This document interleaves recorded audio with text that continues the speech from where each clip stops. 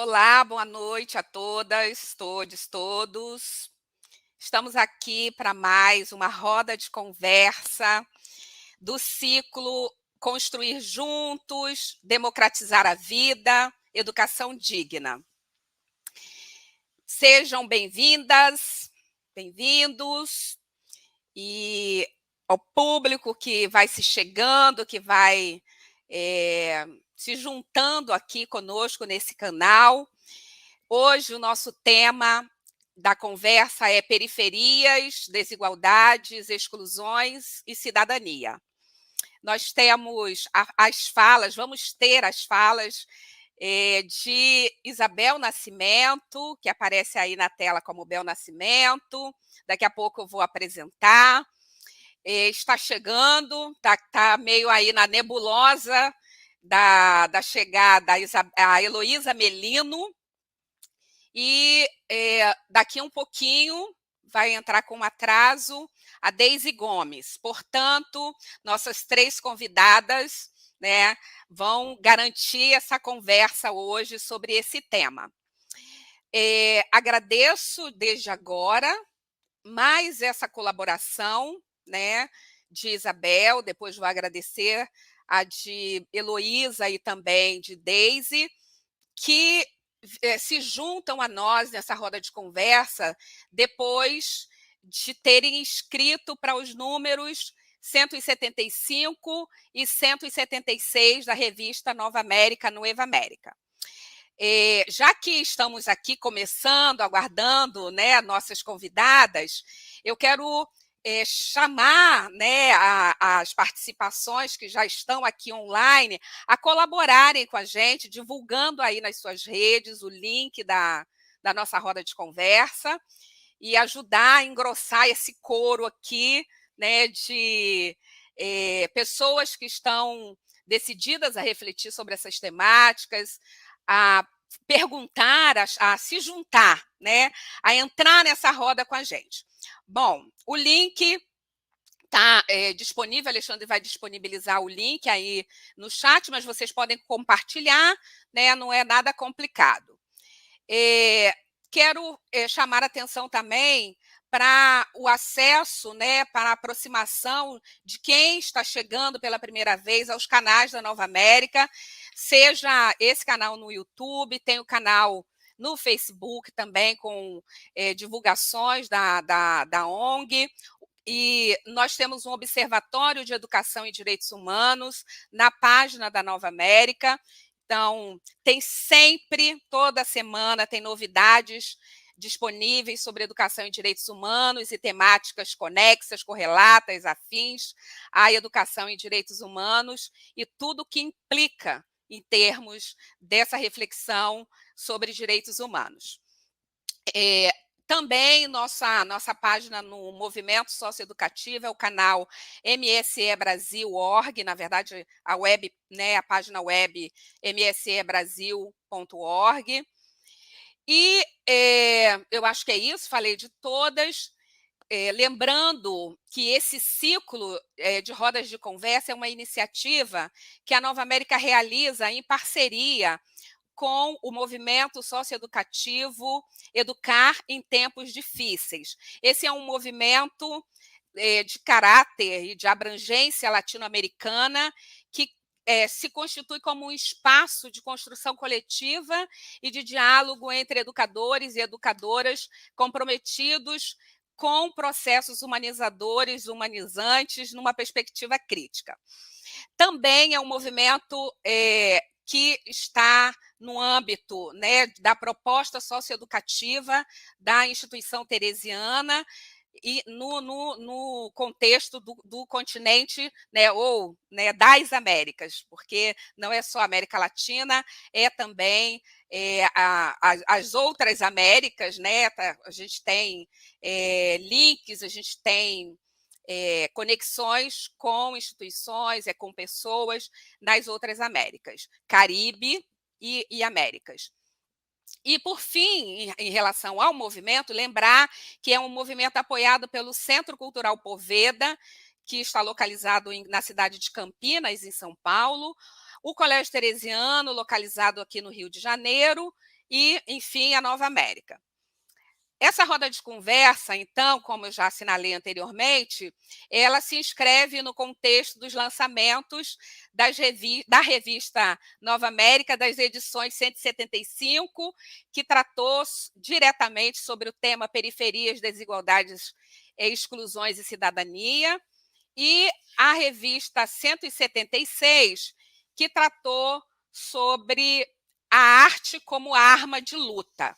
Eu queria rapidamente ler um trechinho muito pequenininho do número 175 da revista Nova América, que faz a abordagem dessas questões, desses temas, a partir, né, de como a editorialista diz, né, mais do que palavras-chave, mais do que conceitos, são ideias-força que foram apresentadas para que os articulistas, para que os colaboradores e colaboradoras, então, desenvolvessem seus textos. E aí, dizer que, mais do que o sentido conceitual, ou de problematizar ou fazer denúncias, esse número quis apresentar experiências que acendem esperanças de que existem caminhos possíveis, traçados e em andamento para a transformação das realidades dos países que constituem a América Latina e Caribenha. Então, é importante trazer essa referência, porque é a partir dessa referência que nós vamos ter duas das falas, e a segunda, que é a arte como arma de luta, na hora que a nossa colaboradora for falar, eu leio também um trechinho desse editorial que focaliza qual é o sentido que essa arte foi, então, abordada, trabalhada, discutida a partir de textos e imagens muito interessantes. Com isso, eu quero estimular, eu quero convidar a quem ainda não abriu o link, já tem o link das revistas e ainda não abriu, a abrirem, especialmente, imagino que essa última ainda esteja fresquinha aí nos e-mails, nos contatos de vocês. Bom, nós temos uma dinâmica das falas, de organizar as falas, com cada apresentação das nossas colaboradoras. Então, vamos começar com Isabel Nascimento, e depois nós temos as duas que entrarem. Eu vou apresentando à medida que entrarem, porque a expectativa é que a gente consiga fazer uma fala seguida da outra para depois entrar, abrir, na verdade, para a contribuição, para a interação com o público. A Isabel Nascimento, ela é médica cardiologista, é mestre em neurociências pela Unirio, possui MBA em gestão pública, é voluntária da ONG Fraternidade Sem Fronteiras e é coordenadora do projeto Fraternidade na Rua, Rio de Janeiro. E é uma satisfação muito grande estar nessa noite com a doutora Isabel, que se apresenta aqui para a gente como Bel Nascimento. É uma pessoa muito querida, seja pessoalmente, seja da Nova América. Então, Isabel, é com muita satisfação, é com muito prazer que acolhemos essa sua participação, essa sua colaboração conosco nessa roda de conversa. E na hora que tiver faltando uns 5 minutinhos para os 20 minutos que você tem para fazer a apresentação, eu te dou, então, aí um toque, ou chamando a sua atenção, ou apontando aí por aquele nosso truque, como é que esses 5 minutos vão chegar, tá bom? Até já, e a palavra está com você. Obrigada, Consolação, obrigada, Nova América, por essa oportunidade de estar com vocês, né? São esses reencontros da vida. Consolação é uma amiga querida de muitos anos, a gente não conta tantos para não demonstrar. E, assim, é uma gratidão muito grande poder estar aqui com vocês para a gente contar um pouco do projeto, né, da Fraternidade Sem Fronteiras. Não é à toa que eu me apresento como Bel Nascimento, porque eu acho que foi a partir da fraternidade que eu consegui, que eu gosto, né, de me apresentar como Bel Nascimento, porque é isso, né? Eu brinco que a Fraternidade Sem Fronteiras é um local que é uma escola onde a gente foi matriculados para a gente aprender a viver a fraternidade. E que, em linhas gerais, o que é viver a fraternidade? É viver como irmãos um dos outros. Então, quando a gente está vivendo como irmão, dispensa qualquer título, qualquer apresentação formal. Para quem tem irmão, irmão é isso, né? É aquele que a gente bota apelido, é aquele que a gente chama de forma mais carinhosa. E foi assim que a Fraternidade Sem Fronteiras me fez perceber isso, né? Então, vou contar para vocês um pouco da Fraternidade Sem Fronteiras, né? A Fraternidade Sem Fronteiras é uma ONG que é brasileira, né? Ela nasceu no Brasil em 2019, através de uma pessoa, do Wagner, que era uma pessoa do Campo Grande, no Mato Grosso, que desde criança ele tinha uma inquietação muito grande, ele não sabia explicar, mas ele se via chorando na rua e pensando das crianças na África, criando crianças na África, e aquilo agoniava ele desde pequeno. Ele conta que os pais dele se separaram quando ele tinha 10 anos de idade, e um dia ele estava chorando na calçada, e as pessoas falaram: ai, tadinho do Wagner, ele está chorando porque os pais se separaram. Ele acenou que sim, mas que ele sabia que, no fundo, ele estava preocupado e sentindo uma aflição por essas crianças da África. Então, em 2019, com todas as dificuldades que ele tinha, ele juntou um dinheirinho e ele resolveu ir para a África. Ele não sabia onde ele ia começar, e ele vai para Moçambique. E, enfim, lá ele consegue, ele escolhe Moçambique porque ele não falava inglês, ele não falava francês, não falava nada, ele só falava português. E na África, onde ele podia falar português, era Moçambique. E lá ele vai, ele não sabe por onde começar, até que um dia ele está conversando com o rapaz da pensão onde ele está e fala do lugarejo, né, da cidadezinha, né, da aldeia onde ele vivia. E lá ele encontra, nessa realidade, crianças que estavam literalmente morrendo de sede e de fome. Ele volta para o Brasil, se organiza com os amigos, e daí ele vai começando esse projeto. Então, a gente está desde 2019, esse projeto existe, e, na verdade, hoje a Fraternidade Sem Fronteira tem 13 projetos. Ela começou na África, né? Foi o primeiro local. Na África é onde a gente tem projetos em vários países. A gente tem em Moçambique, né? A gente tem no Malawi. Malawi é um campo de refugiados. A gente tem no Senegal, que é um orfanato com crianças em situação de rua. E a gente tem em Madagascar. Cada um desses são projetos diferentes. Por isso que eu falei que a gente tem 13 projetos. Cada um com especificidades diferentes, né? O que acontece muito, eu não sei se as pessoas já viram um filme chamado O Menino que Descobriu o Vento. Eu acho que ele mostra bastante a realidade da África subsaariana, né? Com a seca, onde você não consegue cultivar nem a machamba é a horta deles, né? E, então, assim, a gente começou a perceber que as crianças não iam para a escola. E por que elas não iam para a escola? Elas não iam para a escola, por exemplo, em Moçambique, porque elas, às vezes, caminhavam 10 quilômetros para chegar numa escola e elas desmaiavam pelo caminho, elas não tinham comida, elas estavam sem comer, já que não tem nem tem como cultivar. E aí a ideia do projeto foi essa. Eles começaram a criar um local onde essas crianças, né, onde era fornecido refeições, uma refeição ao dia, e as crianças começaram a ficar divididas em turnos. Então, elas iam de manhã, assistiam a aula e almoçavam. E aí podiam voltar para casa e, na parte da tarde, as outras crianças almoçavam. Com isso, assim, as crianças começaram a voltar para a escola. Hoje, desses primeiros jovens que foram atendidos lá, a gente já tem alguns universitários. Uma, inclusive, já terminou agora a graduação.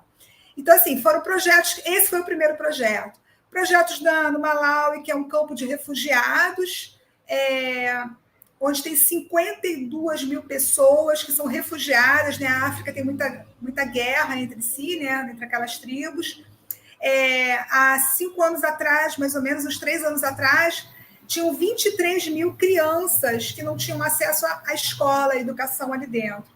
E aí o projeto da Fraternidade começou a desenvolver essa questão da educação, enfim. Madagascar, que se a gente pensa em África, eu posso falar que Madagascar é a África da África, aquelas fotos que a gente vê em jornal, com criança desnutrida, crianças negras com cabelinho louro, aquilo ali não é uma característica genética, não, aquilo ali é desnutrição severa, né?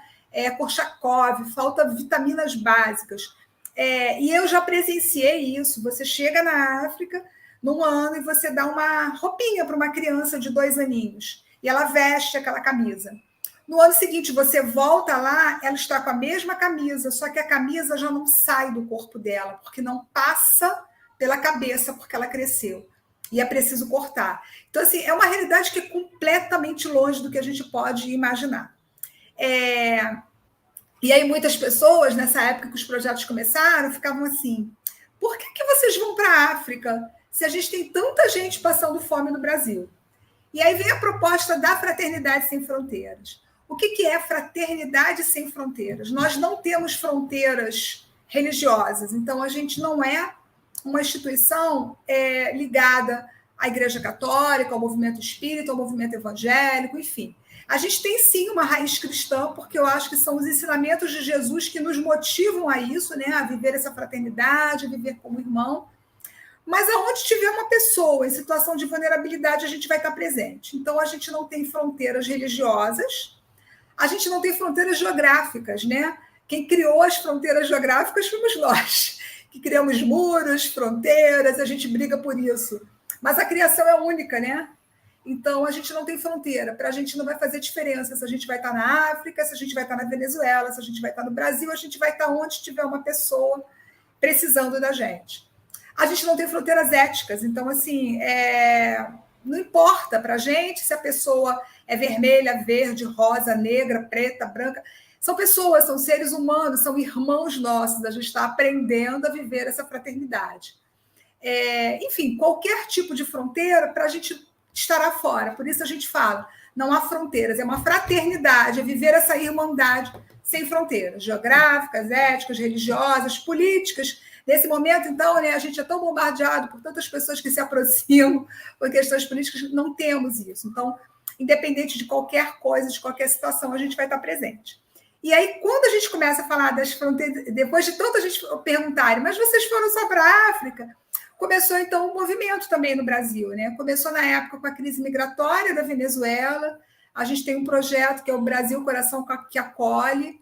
Eu já tive a graça de poder estar presente lá no auge da crise migratória. E aí é um trabalho diferente, né? A gente foi para atender os refugiados que estavam vindo, a gente tem um centro de acolhimento lá em Roraima, mas a gente também foi para Pacaraima. Foram características diferentes, né? Temos um projeto na Paraíba, atendendo as crianças com microcefalia, né? A gente sabe que o Zika vírus, quando começou a assolar aí, começou a nascer um número grande de crianças com microcefalia, e tem uma médica que desenvolveu um trabalho lá na Paraíba muito grande, a doutora Adriana, e a fraternidade acabou se juntando para poder trabalhar com apadrinhamento e poder juntar. Então, a gente tem um centro de reabilitação que atende essas crianças. A gente tem o projeto Jardim das Borboletas, que são das crianças com microdermólise bolhosa, que é uma doença conhecida como doença do fogo. A pele da criança, né, do adulto, ela descola como se fosse uma grande queimadura de 2º grau. É uma situação muito dramática, né, porque são dores, enfim, é um tratamento caro. Então, hoje, a gente já tem um projeto que a gente apoia também as crianças. A gente tem o Retratos da Esperança, que é no sertão da Bahia, também ajudando as pessoas que estão vítimas da seca, da vulnerabilidade social no sertão da Bahia. Temos um outro projeto diferente, que é mais lúdico, que é a Orquestra Sinfônica de Mato Grosso, onde a gente tem jovens, né, que, através da música, podem experimentar uma transformação social. E deixa eu ver se eu esqueci de mais algum. E temos a Fraternidade na Rua, que é justamente o projeto ao qual hoje, aqui no Rio de Janeiro, eu estou à frente do projeto. A Fraternidade na Rua é um projeto que eu digo que ela tem filhotes, porque nós temos a Fraternidade na Rua, começou em Campo Grande, e aí quando eu falo que a gente não tem fronteira religiosa, quem tocou, quem iniciou esse projeto para a gente foi o pastor Milton. um pastor evangélico, lá no Mato Grosso. Ele começou a abrigar na igreja dele pessoas que eram adictas, né, que estavam em situação de rua. E ele começou ali dentro a receber aquelas pessoas, e daí foi surgindo a necessidade de se criar um espaço. Hoje ele tem dois centros de recuperação muito grandes, assim, o masculino e o feminino. A gente já está vendo jovens, né, adultos ali que já saíram dali agora com uma profissão, famílias foram constituídas, a gente já tem os filhos da fraternidade na rua de lá. E hoje esse projeto está se expandindo. Então, este foi o primeiro projeto. E aí, quando veio a pandemia, foi a hora que a gente começou a perceber aqui no Rio de Janeiro, não só no Rio, em São Paulo e outras capitais, um aumento muito grande do número de pessoas em situação de rua, né? Que estavam indo para a rua, desencadeados ou empurrados, impulsionados pela crise, né? Pelo Covid, que trouxe desemprego, né? Que trouxe, enfim, a gente sabe tudo que pode trazer, que aconteceu.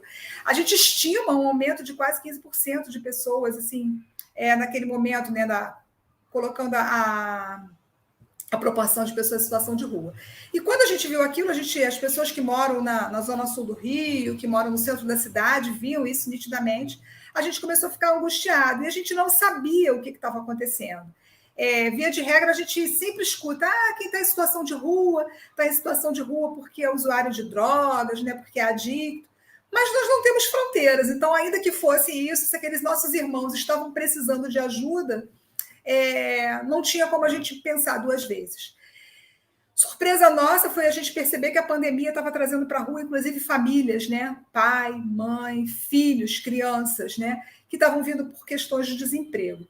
Então, no primeiro momento, quando a gente pensou em fazer a Fraternidade na Rua Rio de Janeiro, a gente pensou, bom, vamos criar uma clínica da alma, porque é a maneira como é chamada esse trabalho lá em Mato Grosso. Vamos criar um centro de recuperação aqui no Rio. Só que antes disso a gente foi para a rua, a gente começou um trabalho de distribuição de quentinhas e conversar com essas pessoas. E conversando com eles, qual foi a nossa surpresa? Na verdade, eles diziam que clínicas de recuperação eles tinham acesso, né? Graças a Deus, a gente tem vários trabalhos na Igreja Católica, na Igreja Evangélica, que fazem esse acolhimento para que essas pessoas que queiram efetivamente se recuperar de uma adicção possam ir. O que eles diziam para a gente, o que eles disseram para a gente aqui no Rio de Janeiro, é que eles precisavam de um espaço onde eles pudessem tomar um banho, se alimentar, ter um atendimento de saúde mais digno. Então, aqui no Rio de Janeiro, o projeto criou, né, um centro de referência que fica na Rua do Senado, número 50, um centro de acolhimento às pessoas em situação de rua, onde essas pessoas podem ir, tomam banho, podem usar o banheiro, fazem uma refeição, servido um almoço, todos de segunda a sexta-feira, podem passar por atendimento médico, por curativos, porque às vezes eles estão muito machucados, eles brigam. Serviço social, eles têm acesso a serviço social, que tem ajudado muito, assim, não só com questão de documentação, mas com direitos básicos que eles podem ter, pessoas mais idosas que podem aderir ao LOA, enfim. A reinserção deles com a família, o retorno para a terra natal. Então, o serviço social tem um trabalho muito incrível dentro do projeto. A gente tem atendimento psicológico, a gente tem um cantinho da leitura, onde eles podem ler, onde eles podem pegar livro, onde eles, às vezes, vão lá e pedem para que a gente conte histórias para eles. Então, a gente tem voluntários que ficam ali lendo, porque alguns são analfabetos. E temos uma oficina que a gente usa aquelas caixas de leite, né, e de sucos, onde são confeccionados tapetes impermeabilizantes que a gente usa para que eles possam usar de esteira. Enfim, esse é o projeto do Rio. Temos polos em São Paulo, a Fraternidade da Rua também está em São Paulo. Lá a gente tem um projeto um pouco diferente, não é um centro de referência, mas é um projeto voltado principalmente para o acolhimento de mulheres que estão com crianças em situação de rua. E aí o projeto identifica aquela mulher. O padre Júlio Lancelotti tem até, inclusive, trabalhado com a gente, nos ajudado. Ele avisa, olha, tem uma mulher aqui, uma família. E aí a gente faz um trabalho em que nos primeiros 3 meses a gente acolhe, monta uma casinha para que ela possa ficar ali com seus filhos, providenciar creche, providenciar tudo, arrumar emprego, para que depois de um ano essa mulher e essa família já possam seguir caminhos sozinhas, né? Temos em Uberlândia também, Minas Gerais, projeto. Lá tem uma clínica da alma, também tem um projeto de distribuição de quentinhas. Temos em Belo Horizonte também um projeto, tudo isso braço da Fraternidade na Rua. Por isso, quando eu falei a Fraternidade Sem Fronteiras tem 13 projetos, mas dentro de um projeto chamado Fraternidade na Rua, a gente tem várias cidades. E como é sem fronteiras, a gente também já está crescendo e hoje tem projetos da Fraternidade na Rua nos Estados Unidos. Em Nova York já temos também.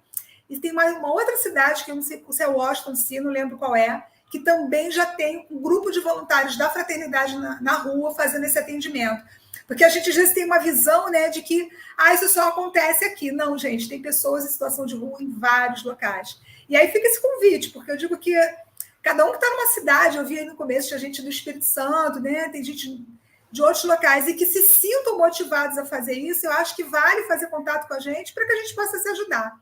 Aí vem a pergunta, mas como é que a Fraternidade Sem Fronteiras se mantém? Vocês têm salário? Bel, só para te dizer. 5 minutos. 5 minutos.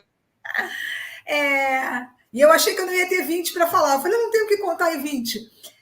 Como é que a Fraternidade Sem Fronteiras ela existe? Ela existe exclusivamente por sistema de apadrinhamento, tá? Nenhum de nós recebe nenhum tipo de salário, somos todos nós voluntários, não tem ninguém assalariado ali, todo mundo faz trabalho voluntário, e a gente mantém os projetos através de apadrinhamento. É possível a gente apadrinhar um projeto, ou 2, ou 13, ou apadrinhar com vários, né, com várias cotas. Com R$ 25 a gente já consegue apadrinhar um projeto. E é assim que a gente se mantém. Então, assim, é um projeto que a irmã Ayla, que é uma religiosa que apoia e divulga o projeto, ela fala que é um projeto que nasceu do coração de Jesus. Eu também acredito que deve ter nascido do coração dele. E como se fosse uma escola. Eu digo que a Fraternidade Sem Fronteiras ela é uma escola para todos nós. Cada um de nós se matricula ali para aprender alguma coisa. Ou para aprender a paciência, a tolerância com o outro voluntário, aprender a solidariedade, o amor, a caridade, seja lá o que for. Mas é um projeto que veio para isso. E veio para que a gente possa estar justamente nessas periferias existenciais, onde há uma desigualdade ainda muito grande, onde pessoas vivem em situações de exclusão, né, sem acesso a nada. Então, acho que é isso. Fica o convite aí. Quem tiver mais interesse em conhecer a Fraternidade Sem Fronteiras, pode entrar no www.fraternidadesemfronteiras.org.br e lá tem os braços para conhecer a Fraternidade na Rua do Rio de Janeiro ou para de cada cidade. Fica aí. Acho que eu corri agora. Obrigada, Bel. Foi muito bom te ouvir. E agora, já no finalzinho, me lembrei que dias desses eu estava assistindo a uma fala da Angela Davis, já de quase 3 anos, e ela fazia uma observação a respeito da importância da fraternidade. Como uma das especialidades de formação dela é literatura francesa, é França, e ela estava dizendo que a França que quis ensinar ao mundo sobre fraternidade estava precisando reaprender. Ela não disse com essas palavras, mas algo muito parecido com isso. E o que você traz aqui, eu acho que tem essa relação com o que se está fazendo, o que está feito, o que se está fazendo e o que se pode ainda fazer em termos de um engajamento, de um comprometimento com situações em que a fraternidade é o mínimo que a gente pode oferecer. Então, muito obrigada. E é com alegria que acolhemos Heloísa Melino. Alegria e alívio, Heloísa, você deve saber que Heloísa está aqui nessa luta estava na área, mas não aparecia, né, Heloísa? E eu quero só, antes de te apresentar, dizer que nós temos, né, então, essa sequência de falas, porque não conseguimos falar anteriormente, em que você vai ter 20 minutos e quando estiver faltando 5, eu te aviso. E, bom, por agora é isso. Eu quero dizer também da sua contribuição no número 175 da revista, lembrar isso, já informei anteriormente, mas falo, né, novamente agora que vamos abrir o seu espaço de fala, e que você fez, né, trouxe uma apresentação e que a gente vai, né, explorar, começar a partir daí, mas vamos avançar. E a Heloísa, ela é coordenadora da Universidade Internacional das Periferias, a Uniperiferias. É ativista feminista e LGBTQIA+, doutora e mestra em teorias jurídicas contemporâneas pelo Programa de Pós-Graduação em Direito da Universidade Federal do Rio de Janeiro e outras coisas que tiramos para caber no card. E hoje eu descobri outra coisa de você, que você é amiga da Ana Paula Silva, que é uma grande querida de muito tempo, e vocês estiveram no evento, né, agora, acho que foi ontem. Então, dizer que tem esse link aqui já agora entre nós, que é a Ana Paula Silva. E lembrar que na passagem, né, da periferia, né, periferia, desigualdades, exclusões e cidadania, nós vamos ter a arte como arma de luta política, e estamos esperando que Deise Gomes entre a qualquer momento. Então, nesse momento, esse é o seu momento, Heloísa, a palavra está com você, e quando estiver faltando 5 minutos eu te aviso. Bem-vinda. Obrigada, Consolação. Eu tomei um olé aqui da tecnologia. Eu não sei como isso aconteceu, porque eu já tinha usado StreamYard, a conexão estava funcionando em tudo. Acho que foi só para trazer uma emoção a mais numa terça-feira à noite. Então, primeiro de tudo, agradecer demais o convite para estar aqui, né, nesse diálogo, nessa roda de conversa. Eu acho que nos tempos que a gente está vivendo, que a gente vive outubro, esperando que outubro acabe, é muito bom a gente poder encontrar pessoas com quem a gente possa conversar, ouvir projetos e histórias de atuação a partir da solidariedade, da alegria, do afeto, né? Então, assim, é muito, muito bom poder estar aqui hoje à noite, agradeço demais, assim como também, em nome do Instituto Maria João Aleixo, também agradeço pela oportunidade da gente ter apresentado nosso trabalho na revista de vocês, assim. Vou tentar falar bem brevemente, também não sei se eu vou usar 20 minutos, mas posso também achar que não use no final correr, que às vezes eu falo muito. Mas, enfim, né, o Instituto Maria João Aleixo é uma organização do terceiro setor, né, que o Instituto é meio que um think tank, né, é um tanque de pensamentos de criação, uma incubadora de projetos sociais, assim. Então, o Instituto Maria João Aleixo, ele vem de uma trajetória que foi construído pelas mesmas pessoas que fundaram o Observatório de Favelas e a Rede da Maré, né, que são também mais duas organizações que atuam no mesmo território onde nós estamos situados, né? A Rede da Maré é uma organização que faz o atendimento direto na favela da Maré, o Observatório de Favelas é uma organização que faz já pesquisas, projetos sociais, formações em favelas do Brasil inteiro, e a Uniperiferias foi fundada em 2017 com o objetivo de construir uma rede internacional de periferias, né? Então, assim, Maré, Brasil, e aí a gente tem essa ambição, esse anseio de conseguir criar essas redes periféricas em diversas partes do mundo, né? A gente entende periferias, né, não só a partir da construção de conceito geográfico, né?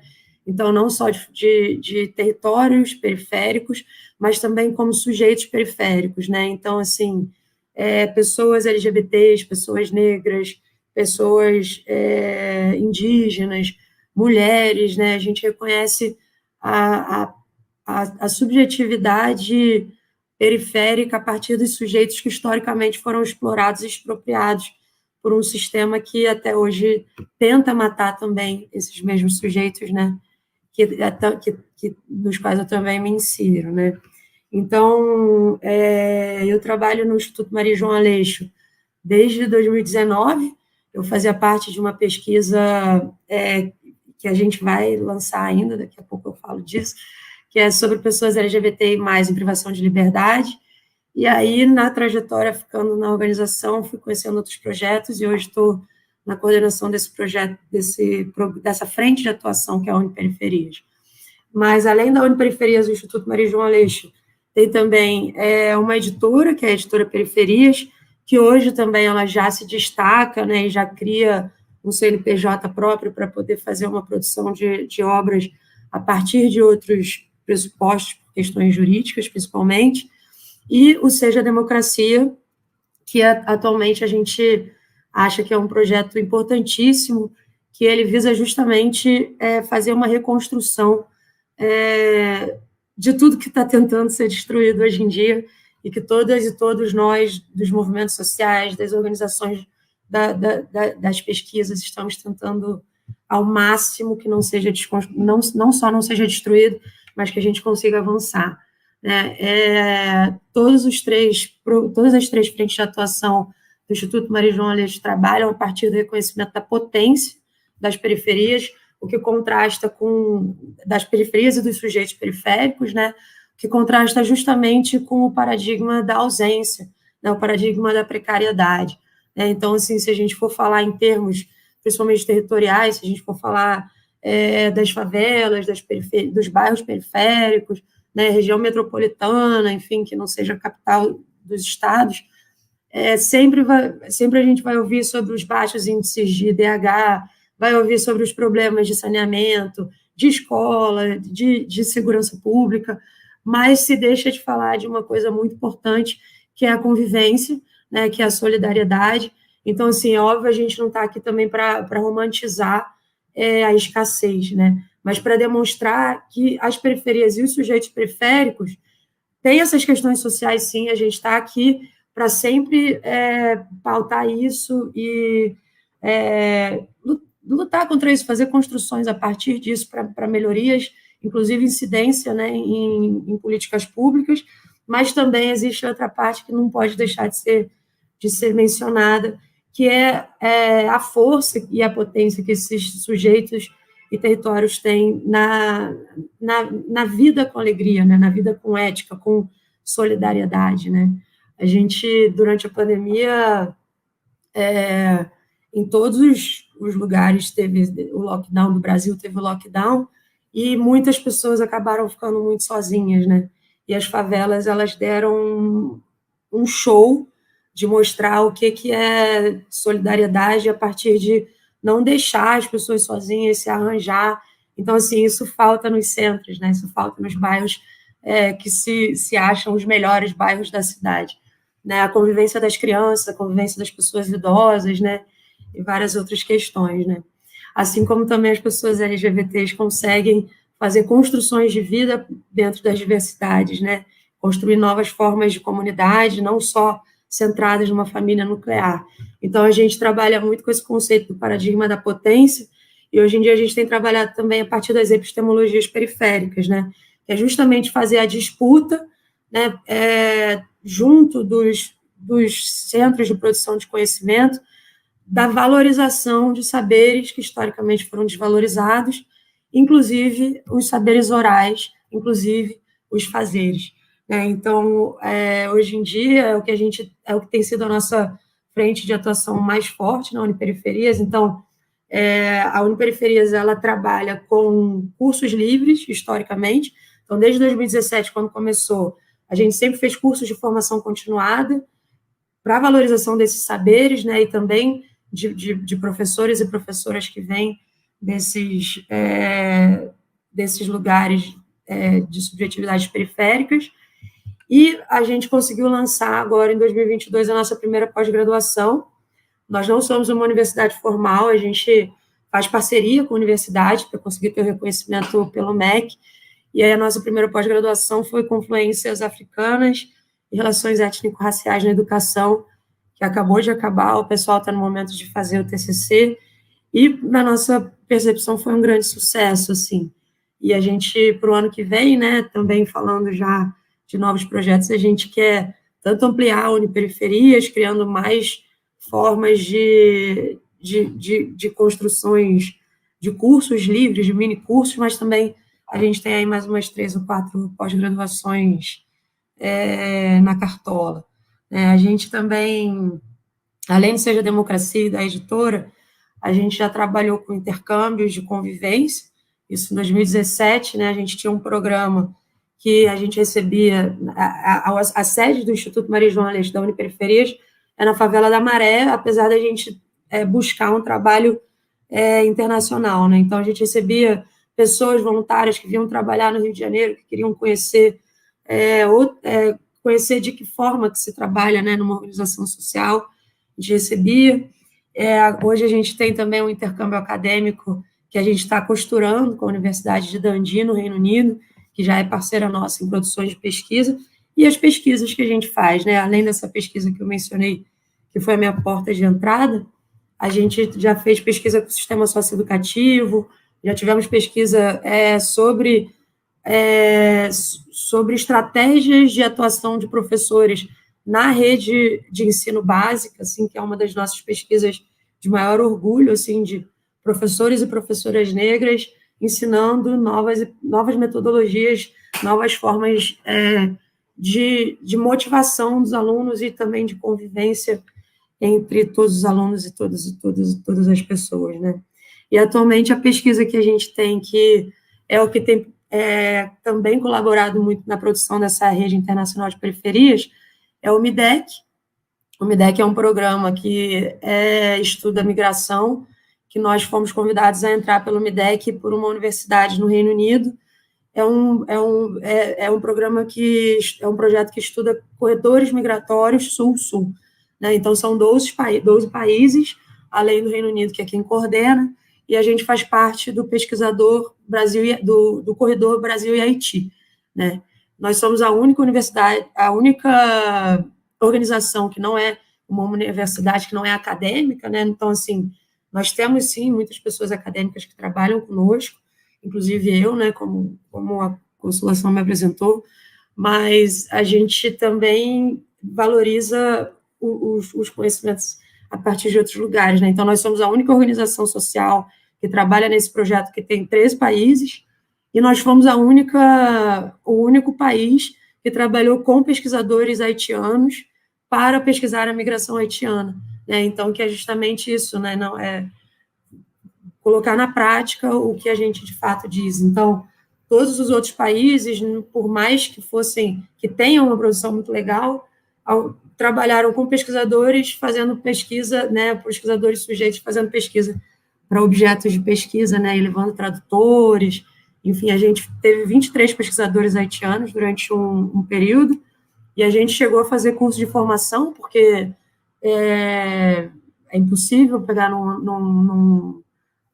se demonstrou impossível, por exemplo, pelo menos, num universo de pessoas migrantes, que todas as pessoas tivessem necessariamente um histórico de pesquisa, E hoje a gente tem 5 pesquisadores que são do Haiti também, que estudam no Brasil, que são doutorandos, e uma doutora, e a gente tem também uma frente que também é um dos nossos grandes orgulhos, que é uma frente de articulação entre a comunidade haitiana, que são mais 6 pesquisadores haitianos que vão registrando essas organizações para a gente poder dar um suporte para eles, assim, tanto no sentido de auxiliar na regulamentação, na regularização jurídica, dessas organizações, como também para ver de que outras demandas, além da pesquisa que a gente fez com as pessoas que migram, como as organizações haitianas estão atuando nesse universo de comunidades haitianas no Brasil para reconstruir esses laços de comunidade. Então, eu acho que é mais ou menos isso, assim, acho que explico bastante o trabalho da Uniperiferias a partir daí. A gente, quando a gente faz a proposta de epistemologias periféricas, a gente não tenta excluir outros saberes, os saberes eurocêntricos, a gente tenta, na verdade, construir novos diálogos, pensando em pluriversalismos, Então, pensando na potência que as diversidades têm, Então, assim, não é desvalorizar saberes eurocêntricos, saberes que foram construídos por homens cisgêneros, brancos, heterossexuais europeus, mas também mostrar que existem outros sujeitos fazendo produção, construir outros saberes e mudar a perspectiva, né? Principalmente essa perspectiva sobre o sujeito e o objeto, e também sobre a verdade, né? Porque eu acho que é uma das coisas da epistemologia, é a sustentação da verdade vir das pessoas que geralmente têm poder social para dizer que algo é verdade, né? Então, a gente está aí bem nessa pegada. Então, por isso que para a gente também é muito bacana estar aqui, conhecendo mais organizações, conhecendo melhor o trabalho de vocês também. E, mais uma vez, agradecer pelo convite. E sempre que quiserem convidar a gente é arroz de festa, a gente vai. Obrigada, Heloísa. Muito obrigada, e como você disse, aquele tchanzinho, né, da espera valeu a pena, e trazer também, a gente dar continuidade a esse debate, que já tivemos uma edição anterior, em que foi explorado muito mais, né, a discussão sobre periferias, e, né, já com a intenção de que esse espaço aqui fosse um espaço em que os outros debates, que é a desigualdade, que é a exclusão, que é o direito, que é a cidadania, pudessem entrar também não que anteriormente não, mas fosse dado relevo para essa discussão. E é muito bom ouvir, né, depois de ter lido o seu texto, né, no box, e que não sei se para a releitura agora esse paradigma da potência ficou muito forte. E nessa experiência anterior, essa ideia, né, da potência já tinha sido tangenciada, já tinha sido falada, e o poder inventivo das periferias que a gente viu nesse número 175 foi muito estimulante, e talvez por essa razão o editorial tenha chamado a atenção para a importância de que era um número que não só tratava de denúncia, especialmente, né, trazia experiências, iniciativas por si potentes, e aí você vem e ressalta, né, esse paradigma da potência. E aí eu selecionei aqui o que você, no texto, traz, né, a reboque disso, que são as estratégias inovadoras de existência e soluções criativas na solução de conflitos, a produção cultural, o acúmulo de repertórios efetivos, repertórios estéticos e modos de trabalho centrados em convivências plurais. Eu trouxe, né, destaquei esse trecho do seu texto com uma intenção que foi conectar, né, fazer a conexão com a fala da Deise Gomes, que não está aqui, que ela escreveu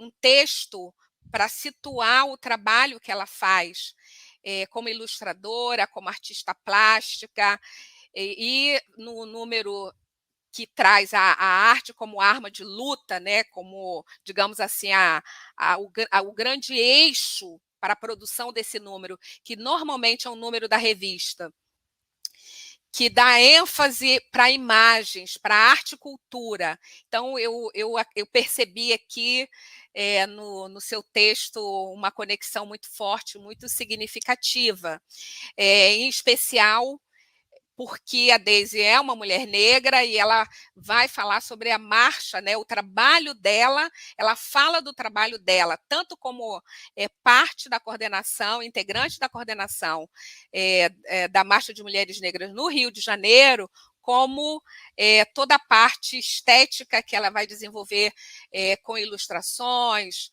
né, com imagens desse trabalho. Então, chamar atenção para isso. E também o que você trouxe aqui em termos dessa reflexão sobre os modos de fazer, né, os modos de produzir conhecimento, as epistemologias periféricas. Muito interessante em termos até de outras reflexões, né, que nós podemos pensar a respeito da nossa realidade de desigualdades, de exclusões, e a cidadania entra aí, de que maneira, a partir de que perspectiva, e eu acredito que é uma indicação muito interessante para se explorar nessa perspectiva. Bom, Daisy provavelmente não entra aqui, nós nos falamos uns minutos antes de abrir a live, ela pensou, considerou que poderia estar em 30 ou 40 minutos, mas não chegou, e ela sabe qual seria a nossa, sabia, né, foi informada de qual seria a nossa dinâmica caso ela não chegasse a tempo de abrirmos a palavra, né, para interação com nossos participantes, com nossas participantes. Portanto, eu vou agora dar uma conferida nas perguntas para apresentar essas perguntas que tenham sido feitas para vocês, e se ela aparece, nós damos sequência depois com a fala dela, senão ficamos aqui com essa colaboração com as reflexões trazidas por vocês duas. Já temos aqui, eu vou pedir para o Alexandre projetar a pergunta da Érica, eu acho que é a primeira aqui, para a gente começar. Ela fala: Heloísa, você poderia falar um pouco mais das formações da Uniperiferias? Exemplos de práticas que valorizam a potência das periferias? E depois nós temos aqui a Sandra Agostini, mas eu não sei se é uma pergunta, eu vou ler, e se não for, a gente segue para essa pergunta. Interessante isso, tive um colega haitiano durante pós-graduação na Universidade Federal de Alfenas, ele cursou um semestre, mas acabou não se adaptando e teve que retomar. Um apoio assim seria útil. Quer dizer, não é bem uma pergunta, mas de alguma forma tem aí uma complementariedade à pergunta da Érica no que diz respeito ao trabalho da Uniperiferias. Por enquanto, a gente está aí. Desculpa. Vamos resolver aqui uma situação de localização, porque a Daisy está no canal errado. Então, vamos ver como podemos trazê-la para cá. E como a pergunta já foi colocada, já foi posta para você, Isabel, eu vou te pedir essa delicadeza, essa gentileza, enquanto trazemos a Daisy de volta aqui para o nosso canal.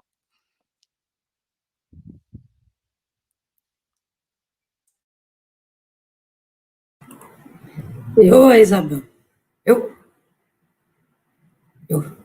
Perdão, eu falei Isabel, porque eu estou desde o começo, a Isabel sabe, chamando Isabel de Heloísa, agora você de Isabel, mas são duas queridas, tá? Tá ótimo. Perdão, Heloísa. Não, imagina. É porque você falou Isabel e surgiu o meu rosto maior, eu fiquei confusa. Então, formações da Uniperiferias. Vou falar das que a gente está fazendo agora, né? A gente está numa fase de repensar o modelo da Uniperiferias. A gente sempre trabalhou com cursos presenciais, né? Então, eram cursos na nossa sede, na Maré, ou então no Centro de Belas Artes da Maré, no Bela Maré. São dois galpões de duas organizações parceiras, eu sempre confundo com o outro. Ou no Galpão de Artes, né? Eram os lugares que a gente fazia as nossas formações. Quando chegou a pandemia, assim como todo mundo, em todo lugar, a gente também levou esse baque, ficou sem saber o que a gente faz. A gente espera, né? Porque inicialmente a gente pensava que ia viver restrição durante... Sendo pessimista, a gente pensava que viveria em 3 meses em restrição.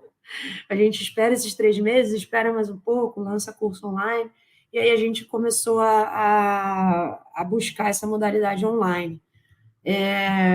A gente acha que perde bastante coisa de não poder fazer os cursos presenciais, mas a gente também avalia que a gente ganha bastante coisa, que a gente tem conseguido fazer diálogos e interlocução com pessoas do Brasil inteiro, assim, né? Tanto na Uniperiferias, com os nossos cursos, quanto no Seja Democracia, que eu acabei não falando, né? Vou falar assim brevemente, já que estamos esperando também mais uma palestrante chegar. O Seja Democracia, ele então faz cursos de formação política no Brasil inteiro. A gente tem 6 polos em 6 estados atualmente, Rio de Janeiro, Pernambuco, Belém, eu não vou lembrar todos, mas são 6 estados, e agora, para esse período eleitoral, a gente conseguiu abrir 60 comitês populares para fazer conversa, para fazer aquela coisa de comprar um bolinho, o Wi-Fi está aberto, pode vir a juventude usar o Wi-Fi, e fazer também o trabalho de formação política nesses 60 comitês, né?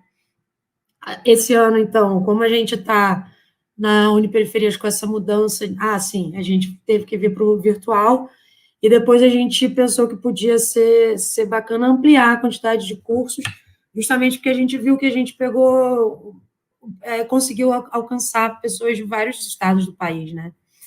Então, a gente está nessa reestruturação. Esse ano a gente fez já... a gente está com o curso atualmente da Vilma Piedade, que é uma autora e pensadora que cria o conceito da dororidade, né? E a gente vai começar... Foi até bom voltar para mim. A gente vai começar dia 9 vai começar dia 9, vão ser 2 dias. A gente vai ter um curso sobre a Revolução Haitiana, que a gente considera que é a revolução que mais importa para o sul global, assim, né? Porque a Revolução Francesa, apesar de ser liberdade, igualdade, fraternidade, não era liberdade, igualdade, fraternidade para todos, né?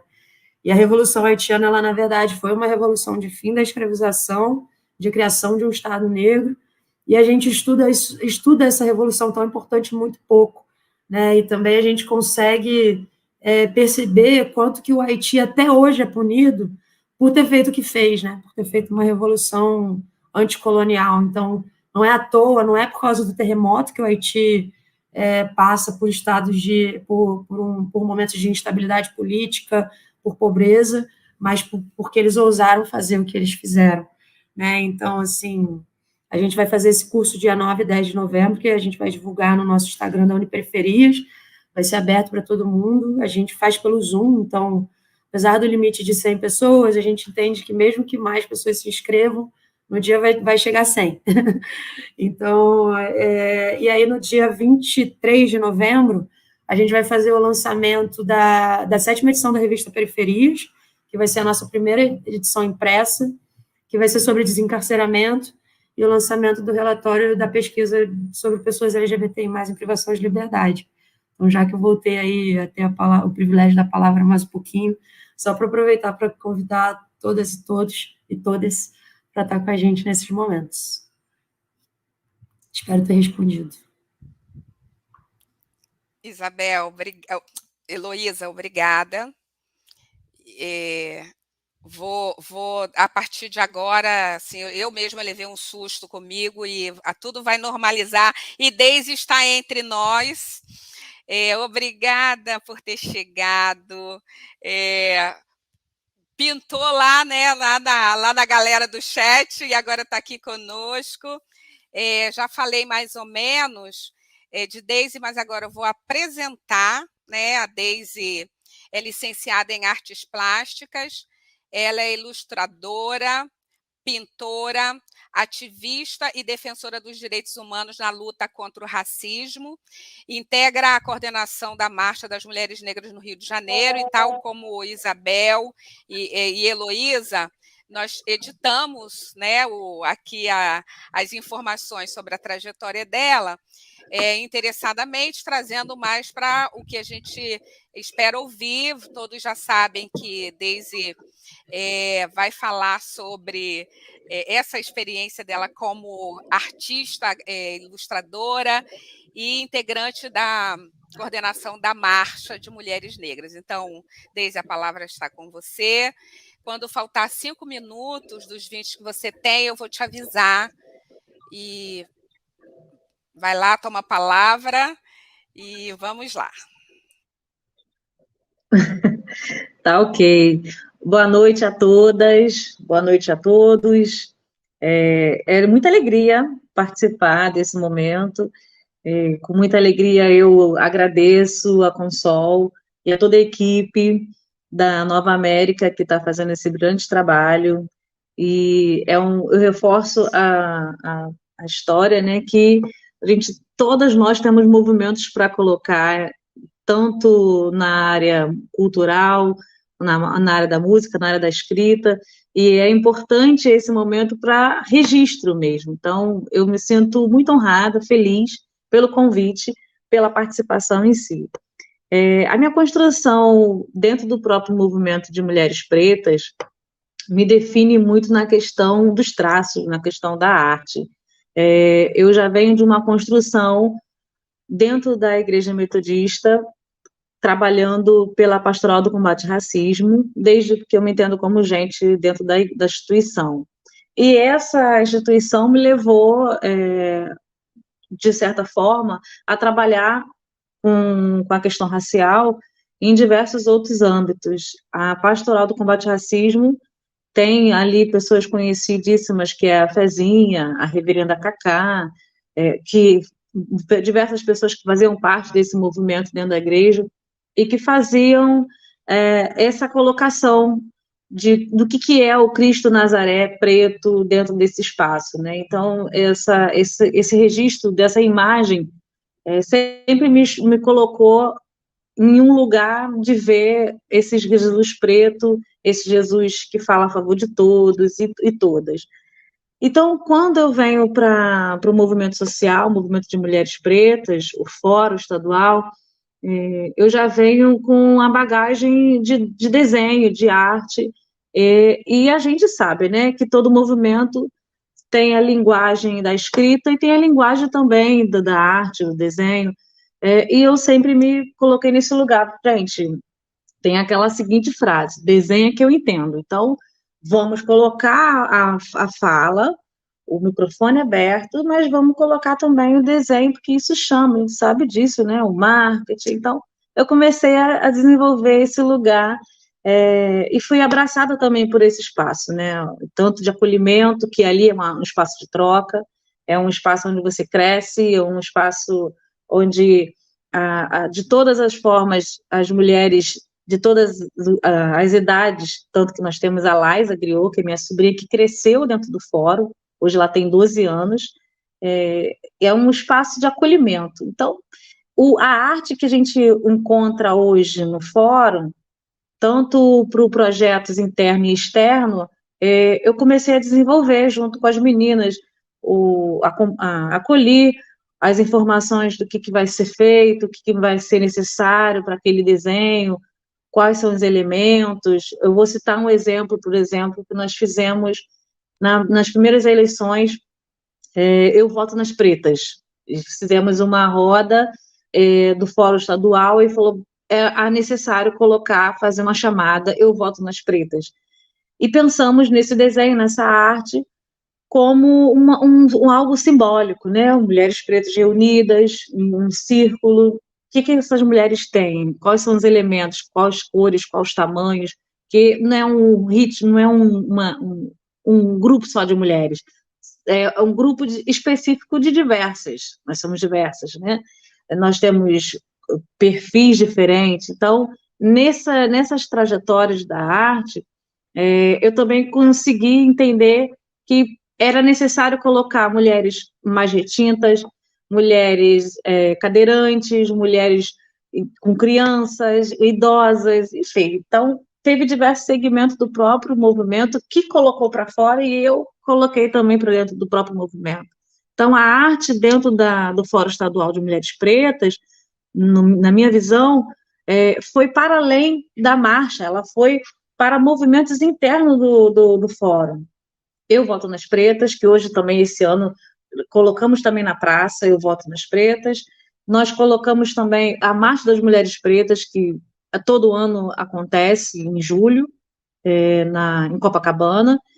E aí, levando esse desenho, essa arte, quais são as importâncias de ter esse elemento, né?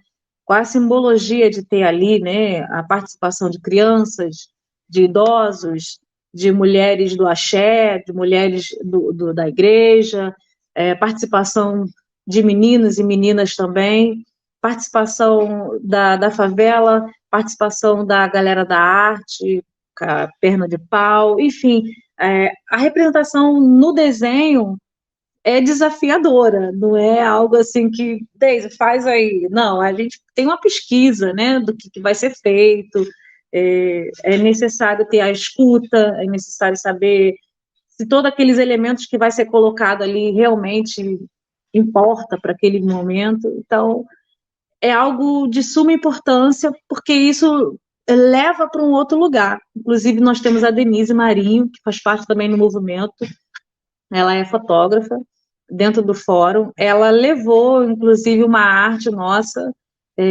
para uma tese dela, uma tese de doutorado, ela defendeu e ela leva esse desenho, leva essa arte para como capa, né, como referência, mulheres pretas que fazem movimento, que faz política, que conversa sobre a sociedade e dentro dessa narrativa, dentro de um espaço comum, que é a praia.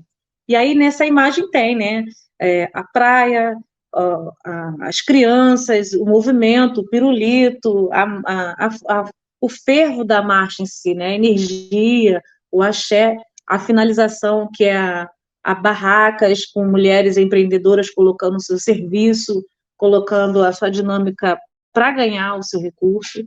E tudo isso, todo esse processo, traz uma bagagem muito especial, que é uma bagagem de história de cada mulher preta.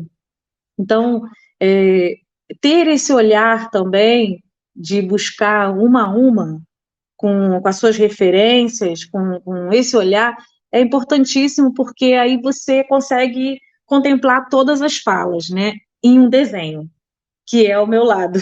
Então, o campo da arte, hoje, a gente percebe que continua sendo, muitas das vezes, censurado. Então, é um espaço que a gente precisa fixar ali o nosso poderio, que de certa forma é um poderio.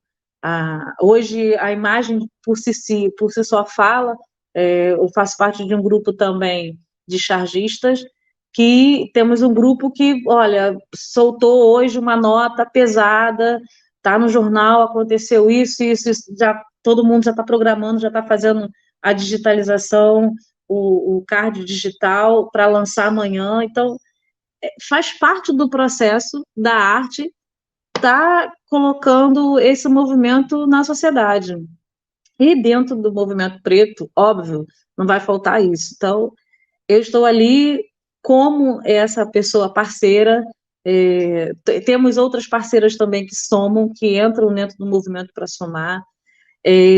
Tem um cardzinho que sempre, todo ano, a gente faz, que é eu vou para a marcha, eu fui, e aí esse desenho vai acompanhado, né, da sua foto, que é um card, né, que identifica que é a marcha das mulheres pretas, ou que identifica que é a chamada do eu voto nas pretas.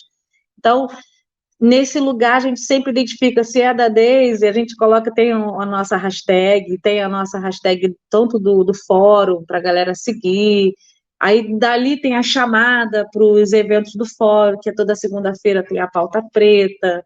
Temos o segmento das mulheres que fazem o movimento da vitrine negra, que é o financiamento, né, as mulheres empreendedoras que trabalham com o seu material, tanto na prefeitura, hoje como no MUCAB, que é o espaço cultural, Museu Afro, História e Cultura Afro-Brasileira, ali na Gamboa.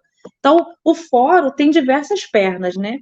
E eu faço parte também dessa perna, e estamos caminhando, juntando nossas pernas, juntando nossos passos, porque nossos passos vêm de longe, e a gente se encontra nesse lugar para trazer diversas narrativas. A minha é da pintura.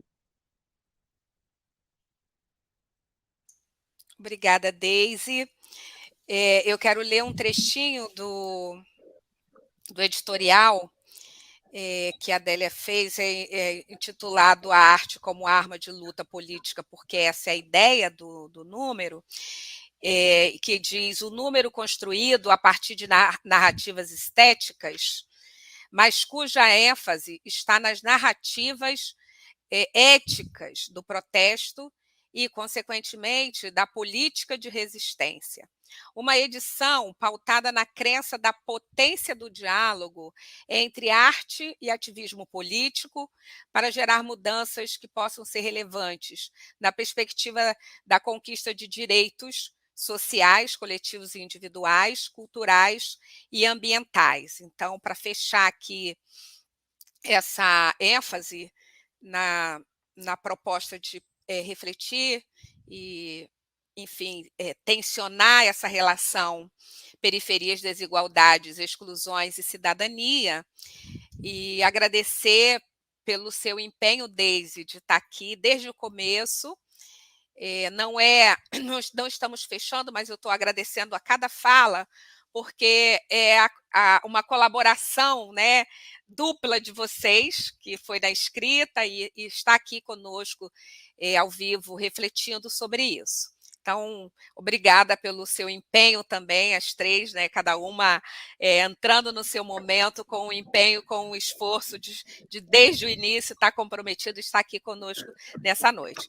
Temos mais perguntas, e essas perguntas elas estão direcionadas para a Bel, e eu vou colocar depois uma direcionada para você, Deise, que aí a gente cria essa sistemática. Heloísa respondeu uma que foi direcionada para ela, vou colocar as da Isabel, e, por fim, a sua, para também ter tempo, porque a Isabel foi a primeira a falar, e não ficar muito distante da fala dela.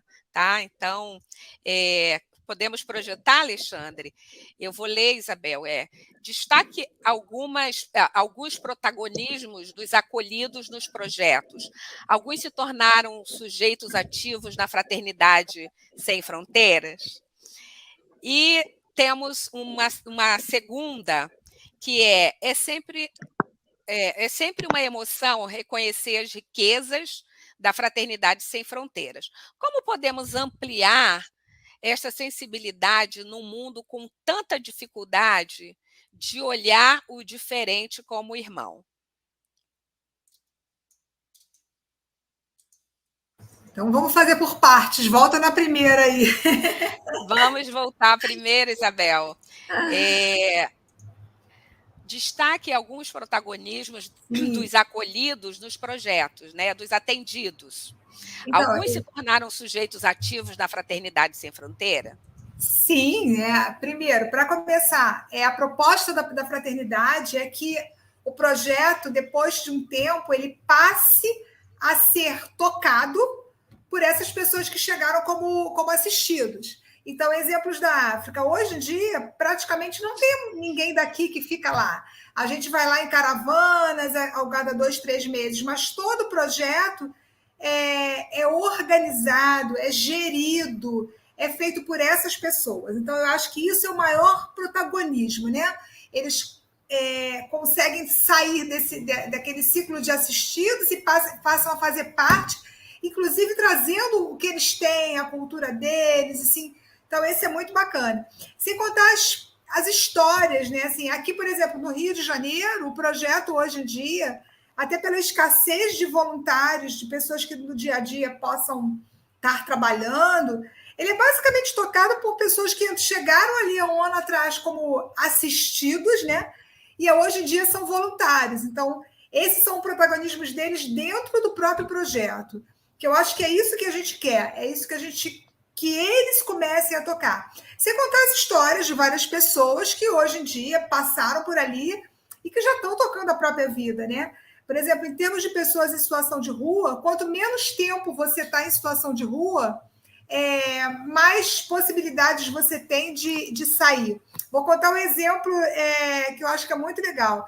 A gente um dia recebeu um rapaz aqui no Rio de Janeiro e ele veio pedir para a gente um chip de celular. Foi um chip de celular. Esse rapaz trabalhou numa empresa, na Moedo, uma construtora, e foi demitido por conta da pandemia. E foi para a rua e ainda tinha o celularzinho dele. Então, ele começou a querer um chip de celular, porque ele queria trabalhar como iFood, fazendo propagandas, né? E aí ele começou, a gente conseguiu isso para ele pediu um corte de cabelo, lá no projeto a gente faz corte de cabelo, ele tomou banho com uma rua, ele começou durante alguns 2, 3 meses trabalhando como iFood, passou a alugar o quartinho dele e hoje em dia ele tem emprego formal. Então, assim, eu posso enumerar aqui no projeto do Rio, que tem 1 ano e alguns meses, pelo menos 15 pessoas que chegaram para a gente numa situação bem crítica e que hoje em dia já estão tocando a sua vida de forma plena, né? Pagando seu aluguel, trabalhando, com carteira assinada. A gente tem um que hoje em dia ele trabalha num hotel desses dali da Costa Verde, e é muito legal, porque a folga dele é segunda-feira. E aí, às segundas-feiras, ele vem trabalhar com a gente como voluntário. Ele é barman, barmix, alguma coisa desses lá nesse hotel. Quer dizer, ele chegou com a gente, ali ele tomou banho, se estruturou. Mas o que a gente quer, né? A gente quer ajudar essas pessoas, somente aqui a situação de rua, que elas se encontrem com o verdadeiro eu delas, né? Eu acho que muito tempo na rua elas vão esquecendo e perdendo quem elas são e qual é o potencial delas.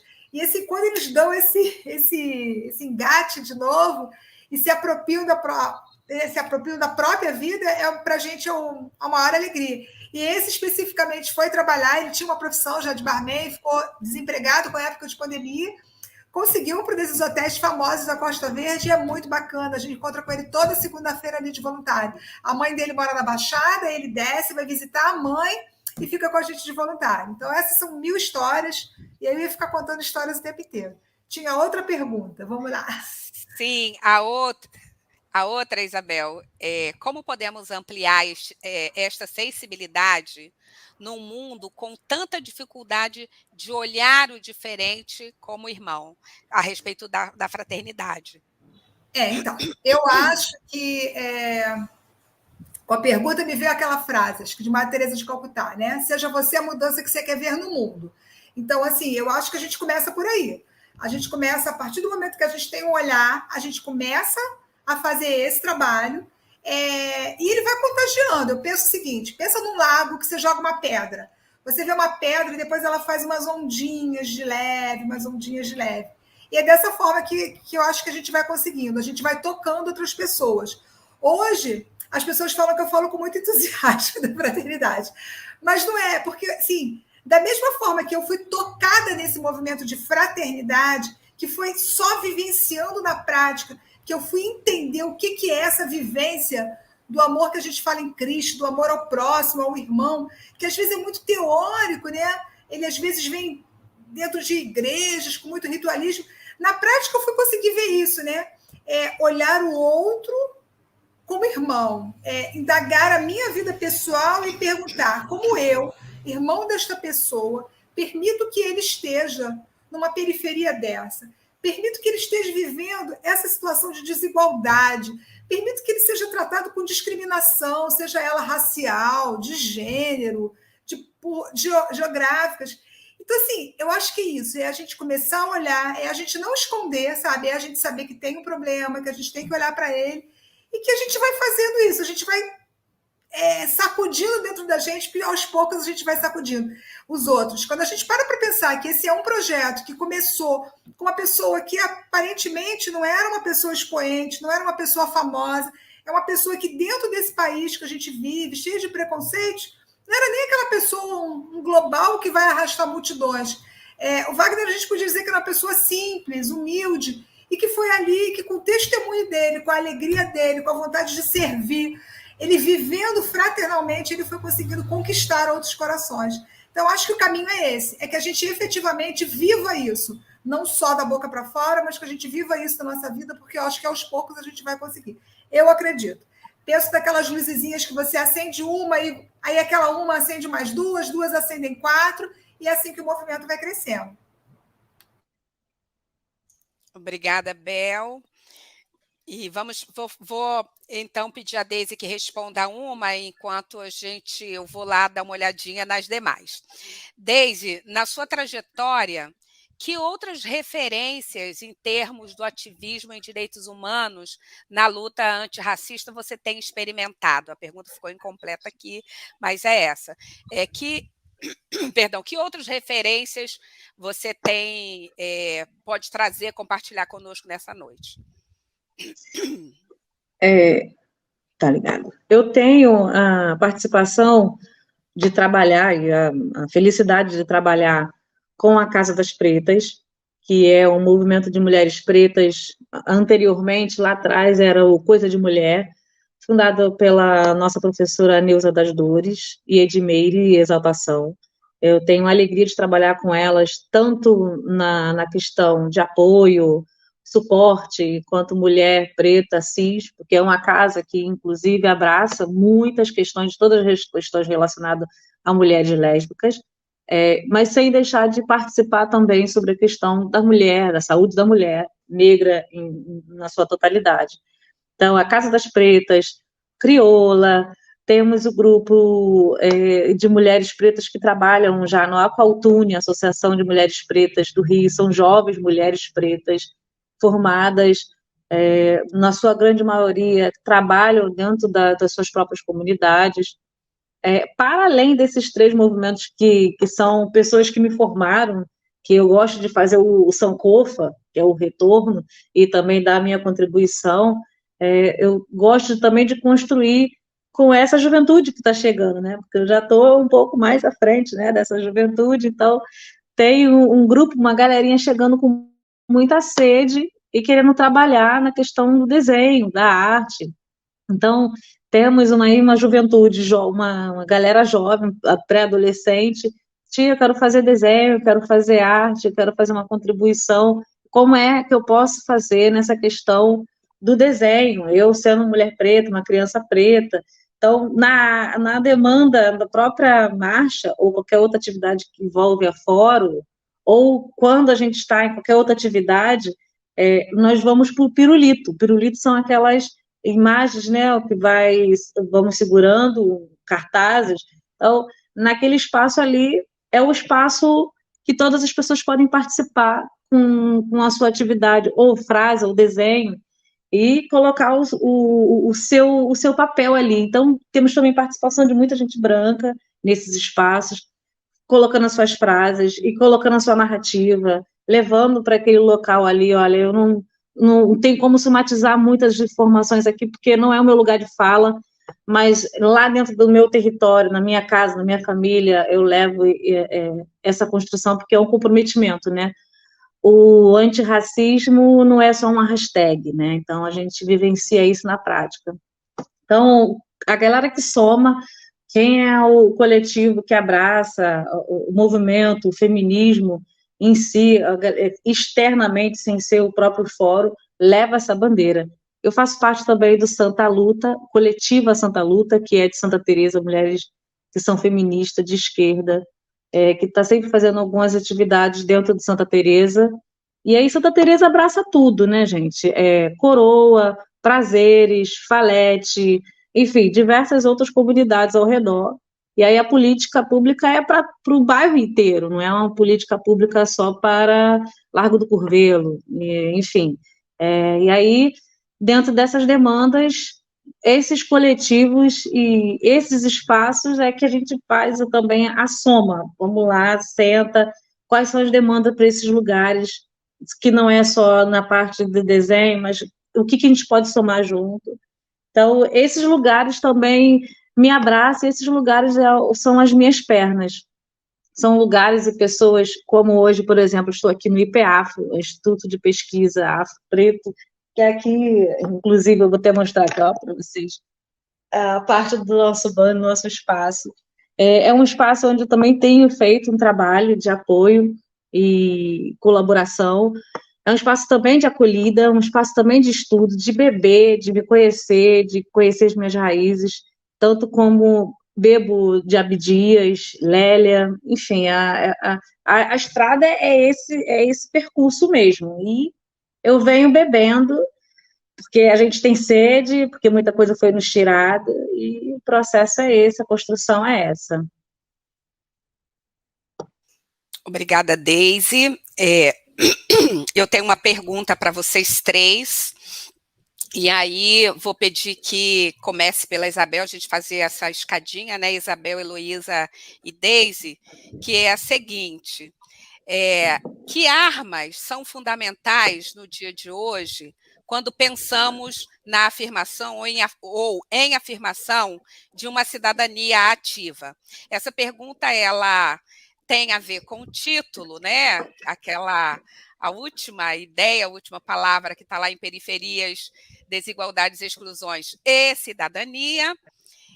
Tem a ver, obviamente, com as inserções de vocês desde a experiência concreta do que vocês realizam, e tem especialmente a ver com o jogo, né, que está colocado no título da revista, edição número 176, que é a arte como arma de luta política. E também com outras ideias que vocês venham a ter no nosso contexto atual, pós, né, plebiscito anti-armamentista. Se vocês me entendem.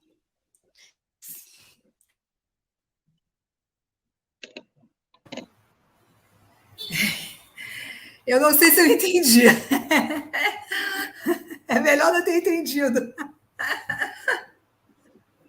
É melhor a gente ficar de boba. Eu não entendi. Há momentos difíceis aí que a gente está passando, realmente, né? Eu, às vezes, fico... Eu vou sair pela tangente, né? Mas, assim, eu às vezes fico pensando na postura de algumas pessoas, né? De grande parte da população, nessas atitudes muito excludentes, né? Com um olhar muito... Enfim, um olhar que a gente está vivendo aí da polarização da nossa sociedade nesse nosso momento político. E aí hoje eu fico refletindo sobre isso, né? Como é que você faz uma escolha por alguém que não escolhe o coletivo, que não está pensando no cidadão, que está promovendo preconceitos, que está promovendo exclusão? Eu às vezes me pergunto e fico aqui imaginando que talvez seja uma incapacidade pessoal muito grande, né? De você olhar para si mesmo, olhar para as suas misérias pessoais, e aí, assim, você bloqueia isso da forma mais vil que pode existir, né? Para eu não conseguir olhar para uma pessoa e ter que reconhecer ela como meu irmão, como meu igual, como uma pessoa que tem todos os direitos e deveria ter todas as possibilidades que eu começo a criar uma política de menos-valia dela, né? Eu começo a dizer que ela não tem valor porque ela é mulher, ou porque ela não tem valor porque ela é negra, ou porque ela mora em determinada região geográfica do país, né? Recentemente a gente viu isso, né? Porque a gente é nordestino. Eu prefiro, talvez, no mundo de Poliana, acreditar que isso aconteça, porque são pessoas que ainda não conseguiram se reconhecer como seres humanos e não dão conta disso. E sigo na esperança, sabe, de que quando a gente estava falando, a Deise está falando dos jovens, né, da importância de incluir esses jovens aí, né, ela já não se sente nem tão jovem, mas é dessa oportunidade que a gente tem desses jovens abrirem os olhos e os horizontes para isso. A Heloísa, com o trabalho dela, né, na Uni, para que esse mundo consiga enxergar o outro como irmão e que a gente consiga viver a fraternidade. Para mim, é louco imaginar que a gente não faça isso. E eu tento acreditar, talvez para minimizar a minha dor, que as pessoas não fazem porque eles não conseguem dar conta de, como humanos, aceitar que no mundo o que mais mata é a fome, né? Infelizmente, é o que mais mata. Não é câncer, não é AIDS, não é nada disso, né? É fome, fome mata. E além tirando as pessoas que ainda não vivem a fome, é imaginar que do nosso lado tem pessoas vivendo uma insegurança alimentar. É isso. A sua pergunta foi auspiciosa e a minha resposta foi tangencial. Obrigada, Isabel. Foi ótimo ouvir você. Vou passar, então, para a Heloísa, porque as perguntas vão surgindo, né? Mas eu gostei de ter feito a minha, tá? Me perdoa aí, público, ter passado na frente. E lutem aí pelo tempinho de vocês. Isabel, a palavra está com Vocês que você. lutem. Primeira arminha é virar arminha, né? Mas, enfim. Primeira arma. Eu acho que são as coisas fundamentais para qualquer existência deixar de ser só sobrevivência, né? Alimentação, moradia, acesso à renda, né? Que são as coisas que eu acho que continuam sendo ou deveriam ser os principais pontos de demanda de todos os movimentos sociais. E aí eu acho que isso também é uma coisa que está faltando hoje em dia, assim. Hoje em dia já há bastante tempo que eu acho que o uso da pedagogia da convivência, a estratégia do diálogo, a gente está passando por um período, infelizmente, que está um pouco chato até, né, de a gente vê o tempo inteiro os pânicos sexuais serem acionados contra as pessoas LGBTs. Em 2018 a gente viu o que fez ganhar as eleições. O aborto está sempre em pauta, então pânicos sexuais contra pessoas LGBTs, contra mulheres, pânicos sociais contra pessoas negras, desmatamento e uma devastação ambiental que mata povos indígenas, assim, não só por tabela, mas que eles vão lá matar efetivamente. E a gente continua ouvindo em muitos setores progressistas que a gente traz pautas identitárias, né? Pautas que seriam de menor importância. Então, eu acho que, assim, além do básico, né, que faz uma existência ser mais do que sobrevivência, que também, além da alimentação, moradia, acesso à renda, também é o direito ao ócio, né, também é o direito ao exercício da alegria no dia a dia. Eu acho que a gente precisa também, entre os movimentos sociais, entre os setores progressistas, conseguir ultrapassar essa falta de compreensão de que o antirracismo não é identitarista, a anti-LGBTfobia não é identitarista, nem o feminismo é identitário, né? Assim, o sistema mundial de poder ele se ergue sobre meios de produção, mas também sobre corpos, né? E a partir de corpos. Então, eu acho que só a gente conseguindo só não, quer dizer, só com certeza, mas a partir do momento que a gente consiga dar uma melhorada nesse tipo de diálogo, também dá uma fortalecida nos setores progressistas e numa cidadania mais ativa, né? Obrigada, Heloísa. Deise, palavra contigo agora. Pois é, eu já venho com uma outra pegada, porque quando você coloca, né, essa frase, quais são as armas, eu já penso logo em transferir essa palavra armas para elementos, porque a gente já está precisando dar uma parada nessa palavra, que ela não é só uma palavra, ela mata, então a gente pode colocar entre quais são os elementos que a gente pode utilizar na nossa narrativa, no nosso caminhar, que a gente pode fazer modificações. Isso não é só nessa colocação, são nas colocações da referência. Boa noite a todas. Nós temos uma roda aqui bonita só de mulheres, então eu não vou chegar aqui e falar boa noite a todos. Então, são construções e desconstruções que a gente vem ao longo do tempo falando e fazendo, porque esse espaço, esse corpo de mulheres precisam ser respeitados. Então, não dá mais para a gente estar num espaço majoritariamente feminino ou de corpos e corpos assim, diferentes e ser colocado em uma só caixa. Então, esse tráfico de informação, porque é esse lugar onde foi colocado de última frase agora aí, do Inominável, dizer que o lugar de território de favela é território de bandido, tá, tudo bem, eu sou uma traficante, eu trafico informação. Então, essa informação que eu vou trazer aqui, desse meu tráfico, é modificar as palavras, utilizar e reutilizar esses espaços. Então, é trazer à luz a verdade. Se são uma roda de meninas, então vamos reforçar mulheres, meninas, crianças, meninas negras, lugar de menina negra na escola. Eu estava lendo aqui no hall das perguntas, alguém até comentando sobre como é esse projeto, é falar sobre esse lugar, é dar nome e, de fato, modificar, que elementos a mais a gente pode trazer para ajudar esse respirar, oxigenar esse mundão, é dar nome, é dar nome. Quando uma pessoa trans fala o nome dela, reforçar esse espaço. E existe um vazio, né, muito grande, infelizmente, por parte das outras pessoas que não faz um eco. Então, se eu estou no movimento de mulheres, se é um grupo de feministas, e eu levanto a minha voz e falo sobre a questão racial, tem que existir esse eco para que a gente continue esse caminhar. Se eu estou num espaço, eu sou uma pessoa indígena, e essa pessoa indígena fala sobre sua luta, ela precisa ter um eco.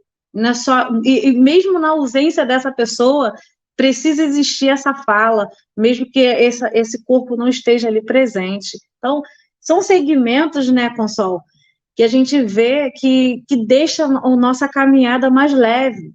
Bel, Heloísa, quando a gente fala sobre essa relação de unificar nossas forças dentro de cada segmento, é também falar sem aquele corpo estar ali. Não é porque eu não sou oriunda de comunidade que eu não vou representar aqueles elementos. Então, eu acredito que em cada trajetória, né, a gente pode dizer que respeitar esses espaços, né, colocar esses espaços e deixar ele bem nítido. É mulher, é preta, é gordo, é um corpo que está ali falando. Então, é trazer, porque por muito tempo a gente foi invisibilizado e foi invisibilizado também esses corpos, né? Então, vamos colocar na pauta do dia, se é para falar sobre tal assunto, e falar e respeitar e colocar nome e sobrenome, né? Porque a gente tem nome e sobrenome.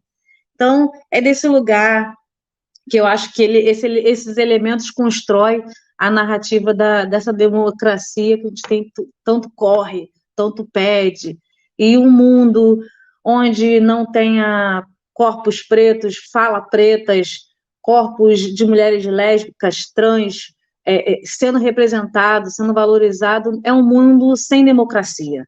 Então, são esses sinais que eu sempre tenho ficado mais atenta, a esse lugar.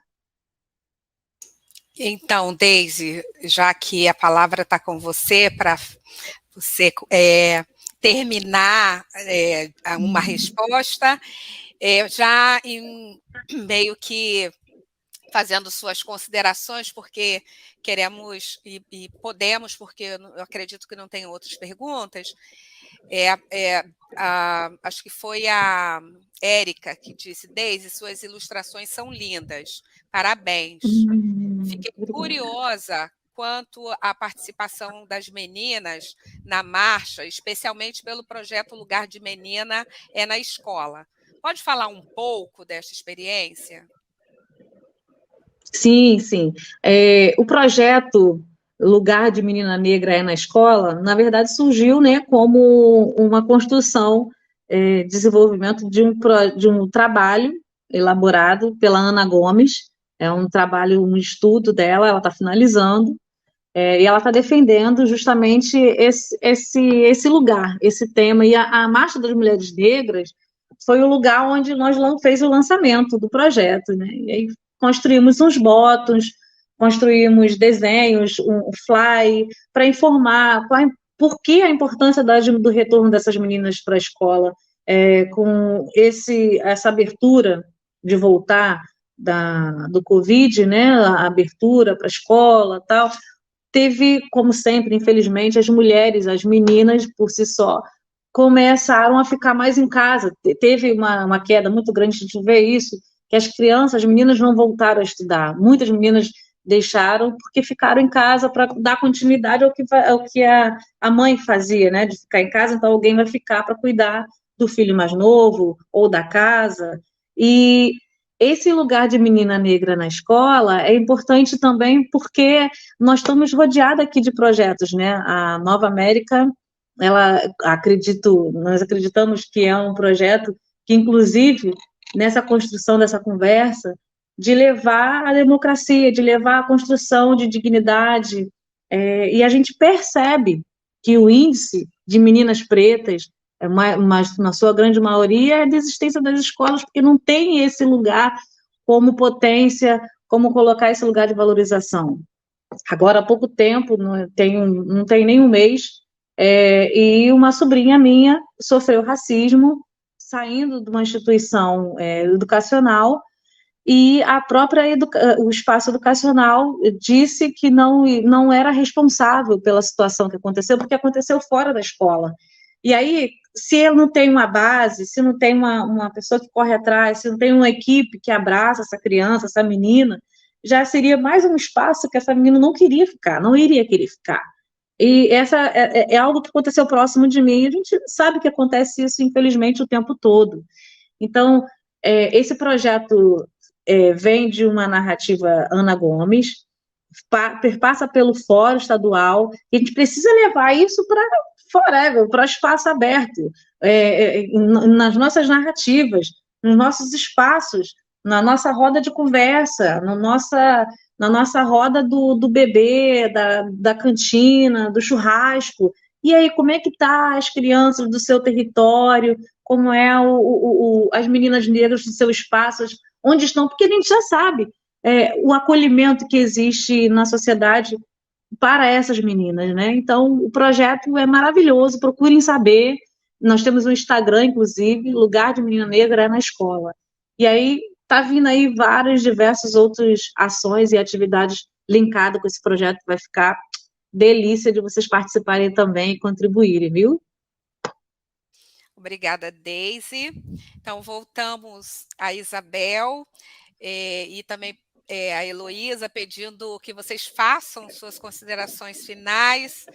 E eu já quero, né, começar a agradecer por ter podido contar com a presença de vocês.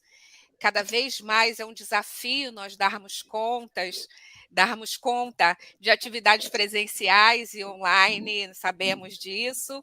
Valorizamos imensamente esse espaço, porque é um espaço que possibilita esse ajuntamento de pessoas, né, de fazer essa roda com pessoas, como Isabel observou, do Espírito Santo, mas tem pessoas também, tem uma pessoa de Minas que eu identifiquei aqui, tem pessoas de outros países, como Colômbia, por exemplo, que são integrantes, né, são parceiras do movimento socioeducativo Educar em Tempos Difíceis.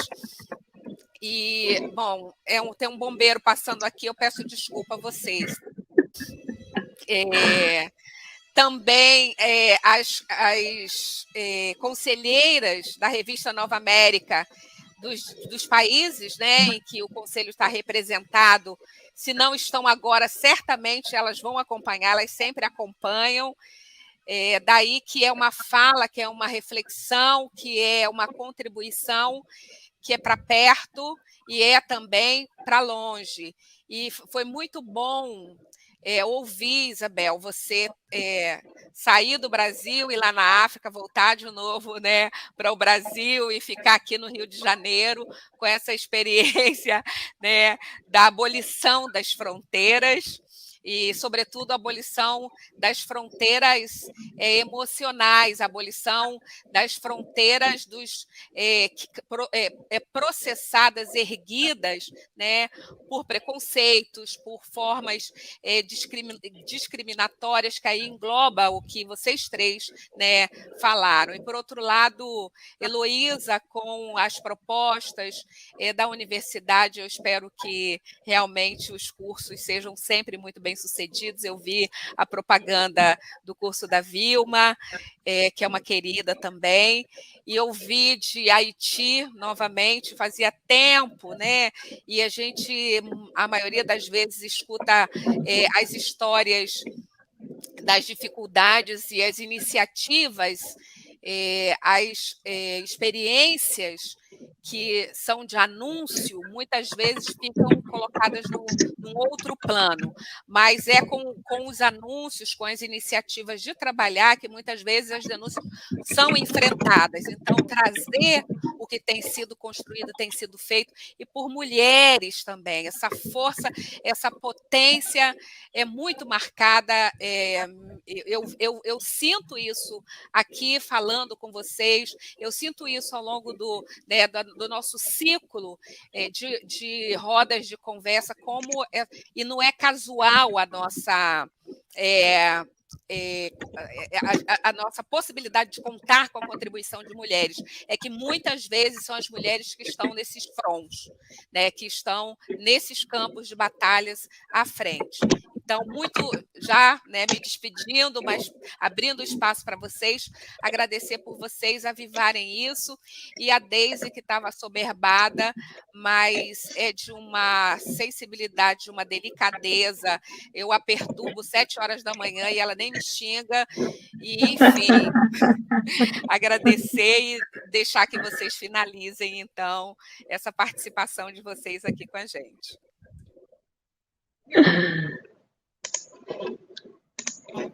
Olha, então, assim, o que eu tenho, na verdade, é para agradecer por essa oportunidade de estar aqui nessa roda de conversa super enriquecedora.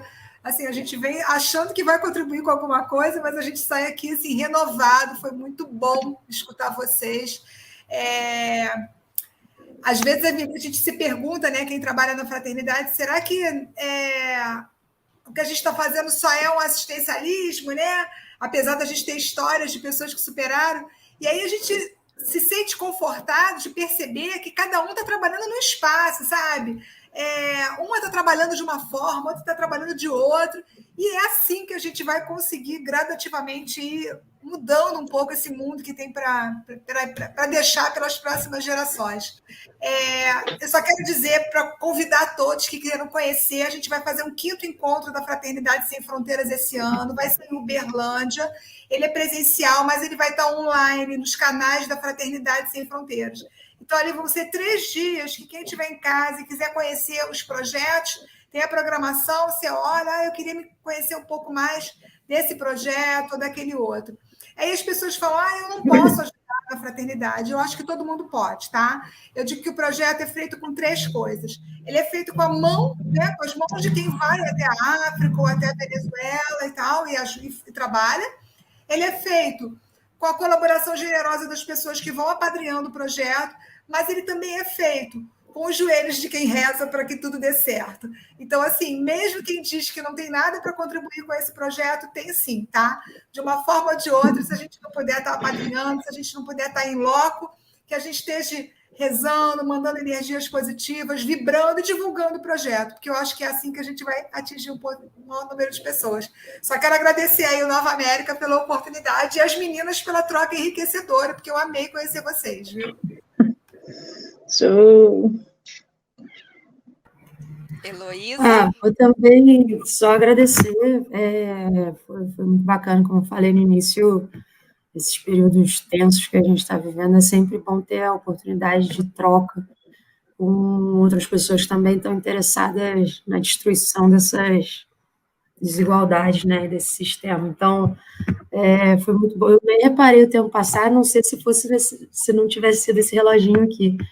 Adorei conhecer você, Consolação, Bel, Deise, e eu acho curioso como sempre tem alguém que se conhece em todos os lugares, né? Tipo a Ana Paula Silva, que é uma amiga amada demais. A Deise falou da Ana Gomes, não sei se foi a mesma Ana Gomes que eu conheço, sou fã dela, que ela ela deu o primeiro módulo da nossa pós-graduação com a Lady Cristina. Se for a mesma pessoa, já sou fã. E obrigada aí mais uma vez pela oportunidade, por poder estar aqui com vocês hoje. E a todo mundo que ficou aqui, né, com a gente até agora também. Obrigada. Exato. Deise, sua hora. Meninas, assim, é um banquete.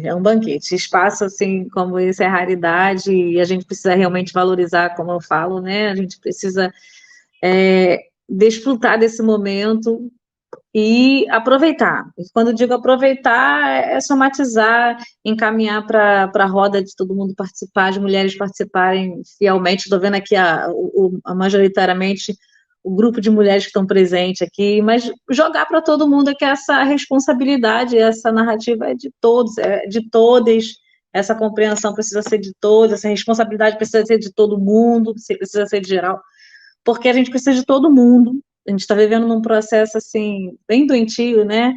E a colaboração de todos é de suma importância. A trazer a informação através do desenho, da arte. Então, eu reforço novamente, todas aqui, todos têm narrativas importantíssimas para colocar no papel, no desenho, no card. Então, quem está online, depois, futuramente, quem vai ouvir, escrevam suas histórias, escrevam, sim, as suas informações, coloquem no papel. E, se possivelmente, coloquem ilustrações, e eu estou aqui para somatizar. Vamos colocar esse set colorido aí, esse mundo precisa de mais cor, de mais amor, de mais afeto, de mais compreensão, e esse espaço é muito bom para isso também, viu? Muito bom, e vamos caminhar nesse espaço sempre dando esse olhar, esse cuidado, esse afeto, esse lugar. Consol, muito obrigada, você é um amor, eu não vou te xingar, imagina, você me ligando às 6, 7 horas da manhã, pode me ligar, porque a gente tem essa parceria, e eu cresço a cada instante contigo. Muito obrigada mesmo. Só também, para não parecer que é só uma conversa de amigas, mas Ana Paula Silva já esteve aqui na Nova América, na sede, falando sobre identidade nacional a partir da figura do Pelé. E foi com um grupo de professores, numa manhã de sábado, e foi uma experiência muito forte, e claro que foi pela aproximação, foi pela amizade que essa vinda veio aqui, mas é sobretudo pela potência do trabalho, né? Pela riqueza do debate e da discussão. Deise me fez lembrar, e eu acho importante ressaltar isso, né? As parcerias, né? Trazer aliados, e porque eu estou aqui reconhecendo que nós somos majoritariamente mulheres, mas nós não fazemos a luta só com mulheres, e essa luta não é só para mulheres. Então, destacar isso, e porque na Nova América a música é um texto muito importante, lembrei de Beto Guedes falando que vamos precisar de todo mundo para banir do mundo a opressão, para construir a vida nova, vamos precisar de muito amor. E o amor, eu acredito que o amor ele é sentimento, mas que ele é também definição e ele é ação. E se o que eu acredito está certo, nós, com essa experiência hoje aqui, trouxemos o que nós temos vivido, né, coletivamente, como experiências de amor, de construção coletiva.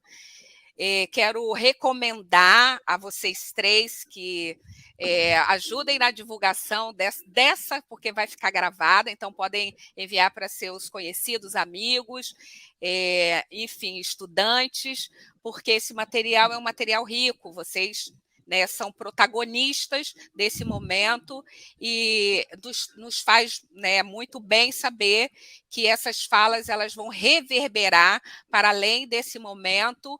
Sabemos que reverbera, mas queremos que ela reverbere cada vez para um número maior de pessoas. E a cada um que esteve aqui conosco, nossos e nossas fiéis, né, seguidores e colaboradoras, participantes, obrigada, e esperamos vocês no nosso último encontro online desse ano, que vai ser no dia 9 de dezembro, que é o encerramento, o fechamento desse ciclo, né, que é um ciclo que se estruturou, que foi pensado a partir do lema Nova América, que é construir juntos, democratizar a vida, educação digna para todos e todas. A Nova América anualmente tem um lema, e esse lema ele é desdobrado em diferentes atividades, discussões, propostas, e teremos nesse dia, já com as convidadas e convidados confirmados, enviaremos para vocês os convites, e esperamos vocês todas, todos e todos aqui no dia 9, ou então depois do dia 9, seguindo o nosso canal. Um abraço e até nosso próximo encontro.